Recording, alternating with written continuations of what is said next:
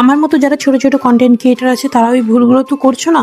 ভিডিওর কোয়ালিটি ভালো না, ভিডিওর হচ্ছে যে ভিউস আসছে না, বা সুন্দর একটা রান্নাঘর নেই, সুন্দর একটা কিচেন নেই, তার জন্য ভিডিও বানানো ছেড়ে দিচ্ছ বা শ্যুট করে দিচ্ছ। আজকে এটা শ্যুট করলে ছেড়ে দিচ্ছ, তারপরে 2-3 দিন ধরে আর শ্যুট করছো না, ছাড়ছো না।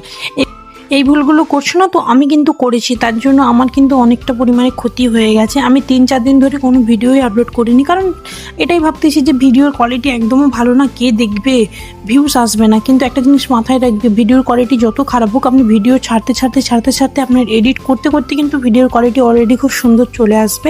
আমার আগের ভিডিওগুলো দেখবে যে খুবই বাজে, কিন্তু এখন করে ভিডিও শ্যুট করতে এডিট করতে না খুব সুন্দর একটা হচ্ছে যে স্মুথ চলে আসে। তো প্রথম ডিস্টার্ব হবে, কিছু করার নেই, কিন্তু থেমে গেলে হবে না। আপনাকে এইভাবেই চালিয়ে যেতে হবে, যেমন পারছেন তেমন করবে।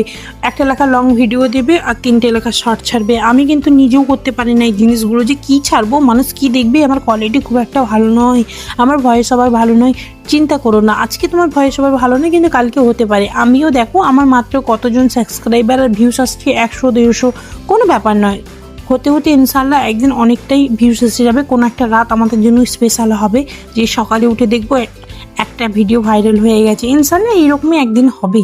তবে তোমরা থেমে থাকবে না, তোমরাও চালিয়ে যাবো। আমি অনেক বড় ভুল করে ফেলেছি, 3-4 দিন কোনো ভিডিও এডিটও করি নাই, শ্যুটও করি নাই, কারণ নতুন কন্টেন্ট ক্রিয়েটার তো, ভিডিও এডিট করতে শ্যুট করতে অনেক সময় লেগে যায়।